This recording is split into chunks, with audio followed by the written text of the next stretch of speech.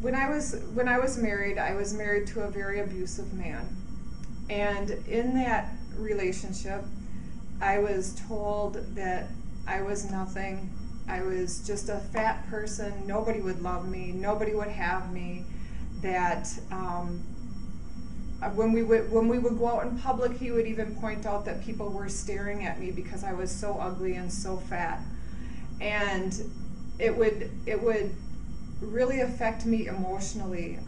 I got to believe that nobody would love me, nobody would want me.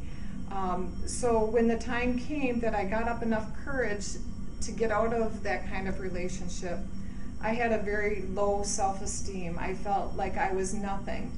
I kind of gave up on the world at that point.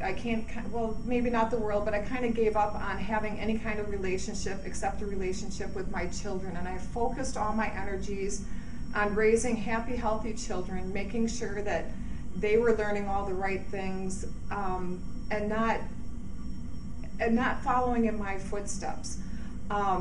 It was very difficult. At that point, I realized from my children that I needed to heal mentally in order to get my body into a shape that I would feel comfortable with. I pretty much stayed at home all the time. I was embarrassed to go to my son's football games. I was embarrassed to go to my daughter's horseback riding events because I felt like everybody was staring at me. If I got hungry and wanted to have a hot dog at one of those places, I felt like people were pointing at me and going, "Oh my gosh, look at that fat woman eating that hot dog. She really shouldn't be eating that hot dog. Maybe she should have an apple." All of these things always went through my mind to the point where I didn't want to go out. I didn't want to be seen. So I decided that at that point that I needed to do something about it. I tried every diet under the sun and nothing worked.